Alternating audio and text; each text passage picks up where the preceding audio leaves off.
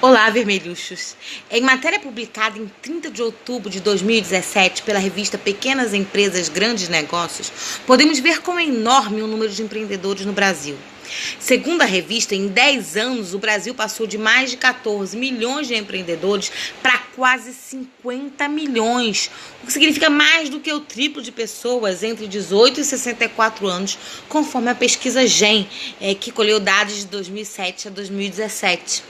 A mesma publicação chegou a anunciar que estava sendo promovida em todo o país a Semana Global de Empreendedorismo, SGE.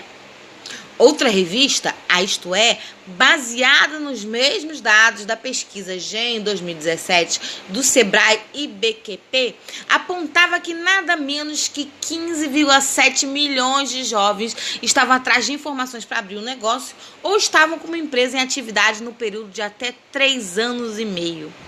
A publicação trazia a fala de Guilherme Afif Domingos, presidente do Sebrae, que afirmava que o jovem brasileiro já havia entendido que para ter, veja bem, presta atenção, para ter trabalho, a melhor alternativa era criar o próprio emprego e empreender, inovar e gerar novas vagas de emprego.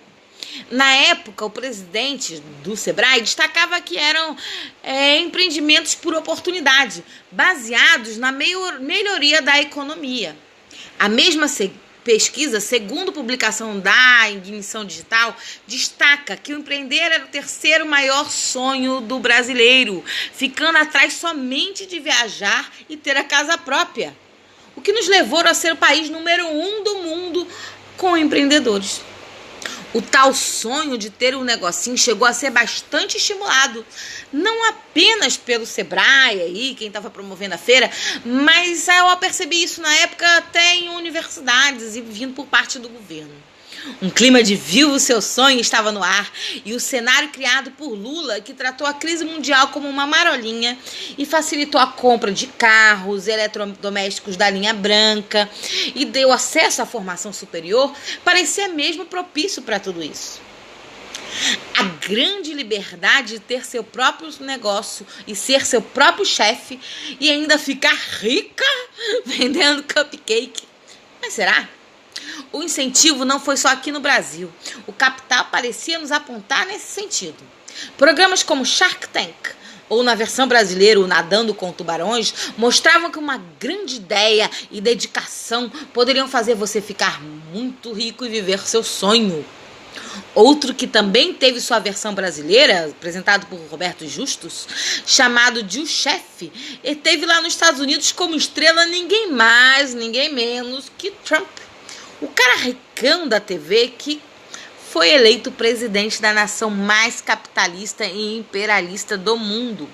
Sem falar nos que tratam indiretamente, como os de culinária, que falam de abrir seu restaurante, ou até mesmo ter um food truck, que em conjunto trouxeram a popularização de termos poucos conhecidos como valuation e abertura de uma quantidade enorme de grandes espaços de compartilhamento de trabalho chamados coworkings. Essa galera toda que foi empreender, muitas vezes passaram a ter condições de trabalho e vida muito mais complicadas que um trabalhador seletista. A liberdade deles, tão prometida, veio em uma jornada de trabalho mais maleável, porém não diminuída.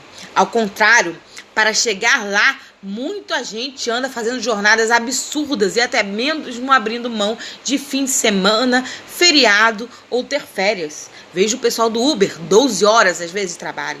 Tudo vai melhorar quando chegar lá, nesse lugar dos sonhos prometidos. O problema é que, segundo matéria da UOL de agosto de 2011, abrir um negócio da moda, de um modo geral, como os cupcakes, podem durar pouco e não dar tempo de ter retorno, conforme afirmava o consultor também do Sebrae São Paulo, José Carmo de Vieira de Oliveira. Sabe quantas empresas fecham no Brasil? Em matéria publicada no G1 em junho de 2018, nós temos a constatação que em 3 anos, segundo dados do IBGE, cerca de 342 mil empresas foram fechadas. O setor mais atingido foi o comércio. Alguns desses negócios nem passaram pelo apoio técnico do Sebrae, por exemplo. São abertos no peito e na raça por jovens que ainda estão ou acabaram de sair das universidades. Muitos desses negócios também são criados como fachada para mais relações de trabalho, como são os jornalistas pejotizados e as confecções que produzem prestando serviço a empresas maiores ou outras com condição precária. Gregório do Vaier chegou a brincar em seu programa Greg News na HBO que se tratam de emprecariados, um termo interessante para juntar empreendedores com precariado. Essas pessoas, porém, não se enxergam como trabalhadores. Afinal, eles querem o céu de brigadeiro que todo mundo fala que tem no mundo empresarial. Mas, na realidade, são apenas mais uma parcela da classe trabalhadora que está sendo explorada. São pessoas que muitas vezes não têm condições de contratar outras. Pessoas que, quando contratam ou têm de lidar com um trabalhador, às vezes veem que eles têm mais direitos, estabilidade e até salário do que eles. Pagam impostos elevados e não entendem a ideia de perder um dia de trabalho por uma greve. Vivem no mundo do capitalismo mais selvagem, onde cada um por si. Somam-se a eles todos os demais precários e parcelas de categorias, como a parte administrativa de uma obra, que, por exemplo, não tem direito a ter força dentro da sua representação sindical, os sindicatos operários, em que muitas vezes são tratados como puxa-sacos ou babões do patrão. Para essas pessoas, o sindicato é um total estranho, ainda mais quando se somam na sua construção, enquanto indivíduos, uma formação cada vez mais tecnicista e menos humanística. Daí o discurso que o padrão paga muito imposto no Brasil conseguir ajudar a eleger o Bolsonaro. Então fica o debate para a gente aqui. Como fazer para que o pequeno empreendedor entenda seu papel na sociedade?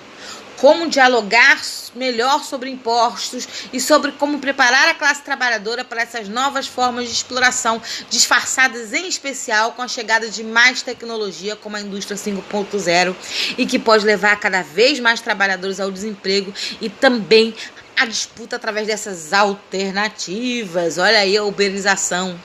E mais uma, especial para os cabeleireiros, manicures e vocês que estão nos ouvindo desse ramo. O que vocês acham da lei do salão parceiro?